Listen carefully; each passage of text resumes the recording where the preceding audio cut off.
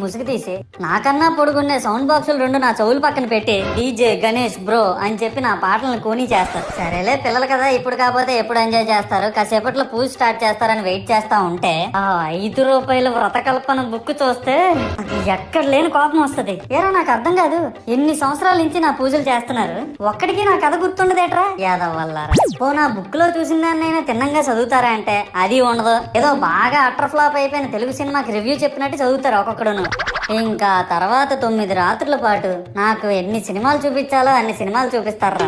ఇందులో funny part ఏంటంటే నేను ఎన్ని బ్యాచ్లను చూస్తాను తెలుసా. ప్రతి వీధి పందిరి దగ్గరికి తిరుగుతూ నా విగ్రహాలకు రివ్యూ ఇచ్చే బ్యాచ్ ఒకటి, ప్రసాదాల కోసం ప్రతి పందిరి దగ్గరికి తిరిగే బ్యాచ్ ఇంకొకటి, ఇంకా దరిద్రం ఏంటంటే నాకు కొట్టిన కొబ్బరికాయలు ఏమైనా మిగిలిపోయేమో వాటిని తీసుకెళ్లి పచ్చడి చేసుకుందాం అనే బ్యాచ్ ఒకటి. ఇవన్నీ చూస్తూ 9 రాత్రులు గడిపాక సరేలే సాయంత్రం అనిపిస్తారులే అని కాలు మీద కాలు వేసుకొని కూర్చుంటే అప్పుడు మొదలవుతాదిరా నా నిమజ్జనం.